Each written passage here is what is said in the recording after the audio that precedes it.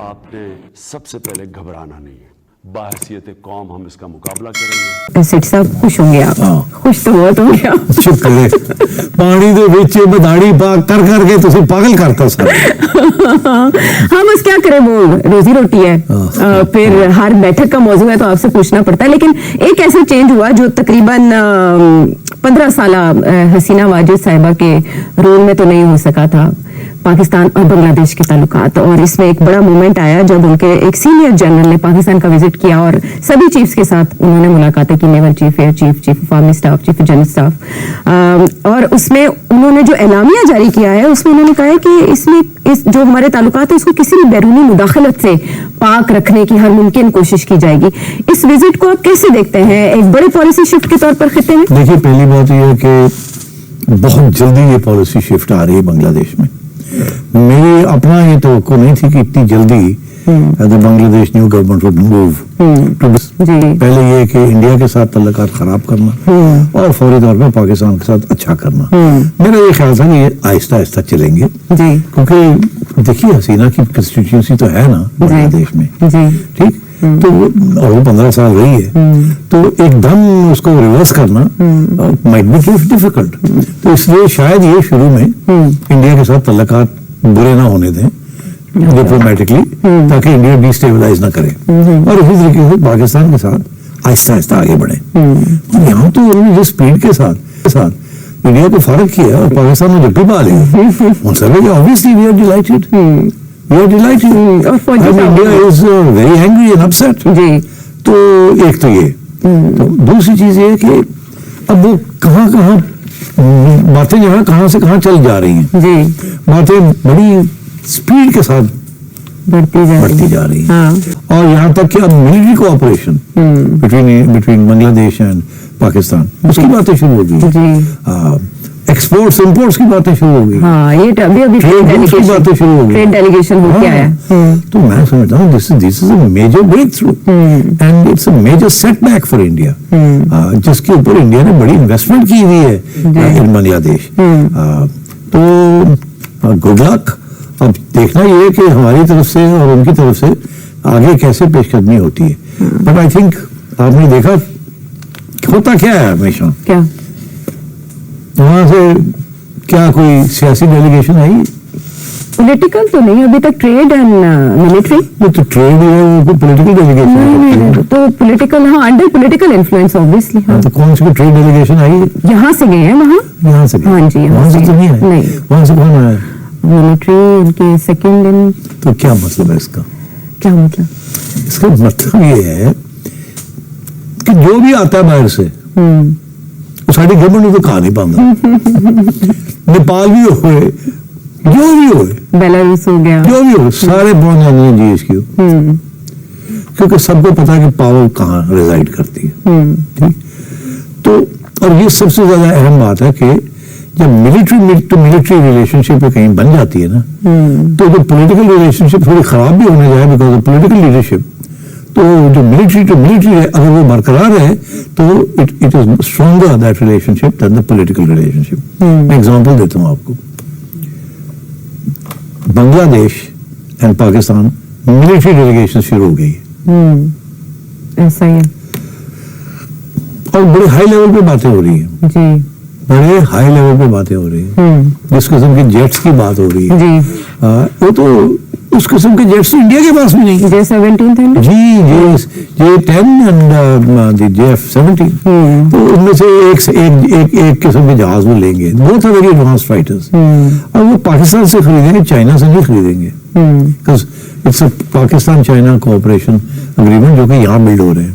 اچھا, state of the art. ان میں سے ایک جیٹ جو ہے وہ تو they're saying it's comparable to the American F-35.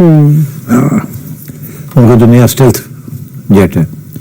تو this is big news. India must be very worried and very upset. یار یہ کوئی چھوٹی موٹی بات نہیں ہے کہ یہ اسمال آرمز یا کوئی ٹینک شینک چار چلے گئے. No, this is state of the art technology, جس کی ٹریننگ بھی ساری پاکستان کرے گا. اور یاد رکھیے ایک بات کو, جو ملک آپ جب امریکہ جاتے ہیں ان کے جیٹس لینے کے لیے تو آپ کی ٹریننگ امریکن کراتے ہیں. تو صرف ٹریننگ نہیں ہوتی, اس میں انڈاکٹرینیشن بھی ہوتی ہے. اس کے اندر ایک کمراڈری بھی بن جاتی ہے, کانٹیکٹس بھی بن جاتے ہیں, دوستیاں بھی ہو جاتی ہیں. ٹھیک, اسی طریقے کے ساتھ now the military to military relationship between the Pakistan army and Bangladesh army will be a solid cementing factor. Will be a solid cementing factor. اور کل کو یہ جہاز بنا کے ہم ان کو دے دیتے ہیں, اور بائی دا وے یہ بھی میں آپ کو بتا دوں کہ ان کے پاس شاید پیسے بھی نہیں ہوں گے ٹو بائی دیز, تو آپ کو کوئی نہ کوئی کریڈٹ ٹرمز بھی دینی پڑیں گی, تو ان اے سینس وہ ڈیٹ بھی ہو جائے گی. They will be indebted to you like you are indebted to the states, United States and so on. So these are very formidable challenges and very formidable steps that are being taken.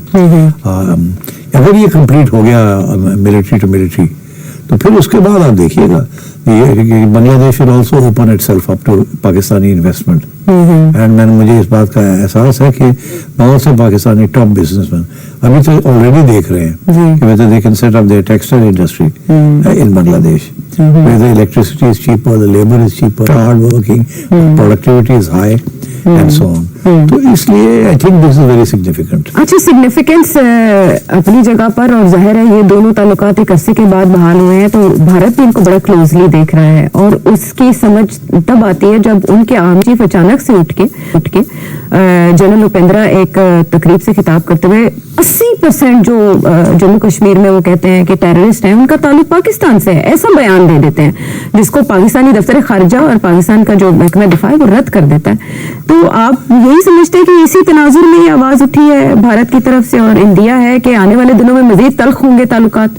تلخ تو ہیں اور بھی ہوں گے. وجہ ہمارا اس کو جو ذاتی جو ریئل ایشو ہے اس support to TTP and to Balochistan liberation front. ان دونوں کو انڈیا کی طرف سے امداد مل رہی ہے. ٹھیک, ان کو پروٹیکشن مل رہی ہے فرام دی افغان گورنمنٹ, مگر جو امداد مل رہی ہے افغان گورنمنٹ کے واسطے ہے ہی کچھ نہیں دینے, دیں گے کیا وہ.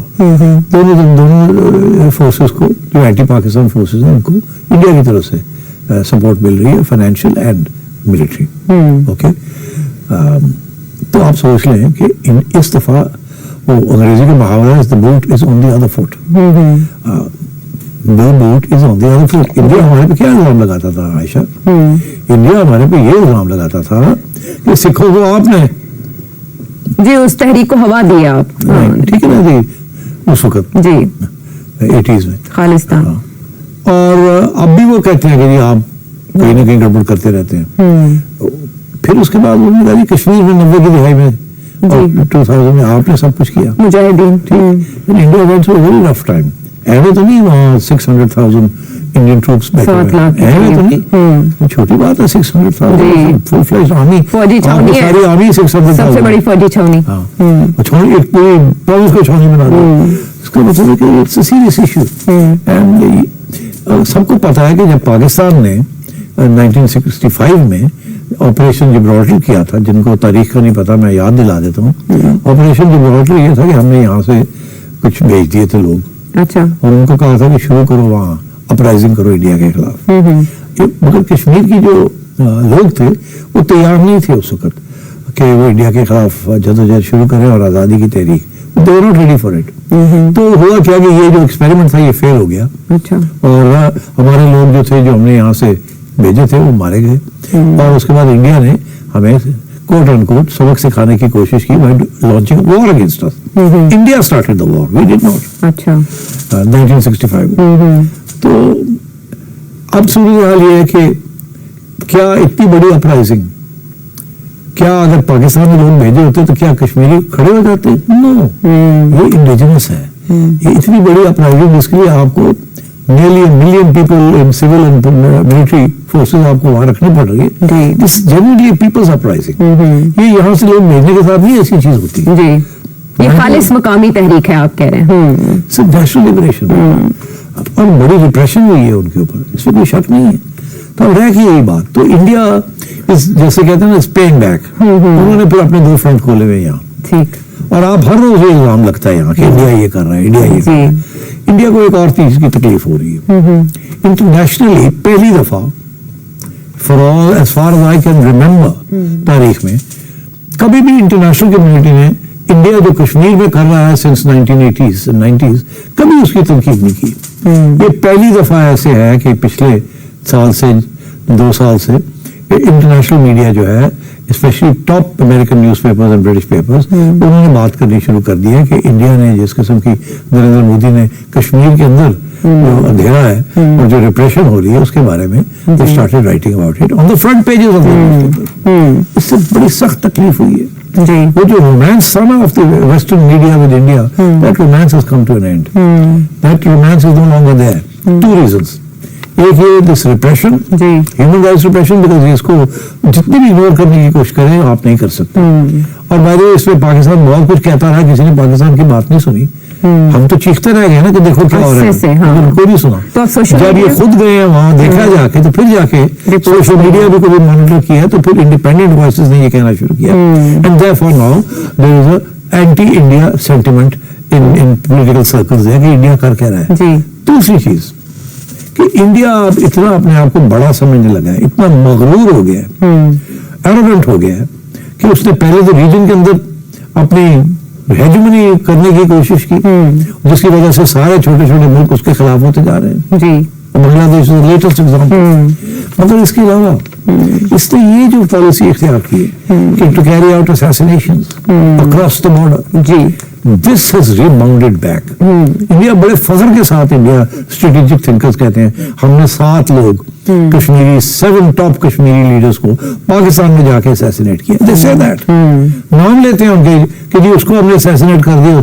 Across the border, they're buying people in Pakistan to go and assassinate Kashmiri leaders or Kashmiri jihad leaders in Pakistan. Now they've gone beyond that. सिखों के खिलाफ वो Canada Canada, America and UK तीनों जगह से प्रोटेस्ट आई है जी कि ये आप क्या कर रहे हैं हमारे मुल्कों में आके आप अपने जो सो कॉल्ड एनिमीज उनको आप एलिमिनेशन कर रहे हैं against our laws. You can't do that.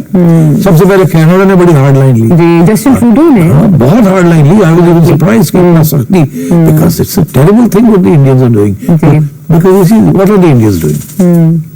Indians are doing what great powers do. America CIA does this. ठीक, Israelis do it. अभी आप देखिए इजराइल ने ईरान के अंदर क्या दंदनार है। ठीक है, मोसाद करती है, जी। CIA करती है, अदर इंटेलिजेंस एजेंसी करती है ना। तो अब इंडिया कहता साड़ी ही रॉ करेगी। हाँ। ऐसे भी बड़े बड़े हो गए हैं। बदमस्ता थी।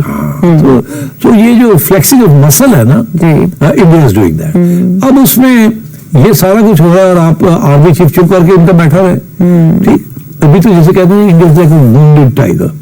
बांग्लादेश की अलहदगी के बाद it's like a wounded tiger. फिर ये जो अमेरिका और वहां से जो धक्के लगे हैं कनाडा में और यूके में, ये समझ नहीं आ रही उनको हमारे साथ ये कैसे हो सकता है। झुंझला गया। हाँ, ये कौन होते हैं। तो पाकिस्तान के पास तो चांस है कि साफ को भी एक्टिवेट कर दे जो भारत की अब वो तकलीफ उसकी हो रही है कि यार ये तो all of them are ganging up against us. Yes. ये बांग्लादेश उधर चला गया, चाइना उनके साथ है और हम तो इनको वहाँ फलानी ऑर्गेनाइजेशन में नहीं आना चाहते, ये हर जगह पे पहुंच रहे हैं। तो so India is in reason upset कि हमारी फॉरेन पॉलिसी फेल हो गई और इसलिए अब वो इंटरनेशनली भी उनको धक्के लग रहे हैं। सो आई थिंक ये आर्मी चीफ का जो बयान है टू बीफ अप अपनी मोटिवेशन अपनी कि भाई हम भी हैं, जब हम हैं तो फिर क्या गम है। It is that sort of thing. It's a deliberately provocative statement okay aimed at motivating his own forces and is giving morale to his own people.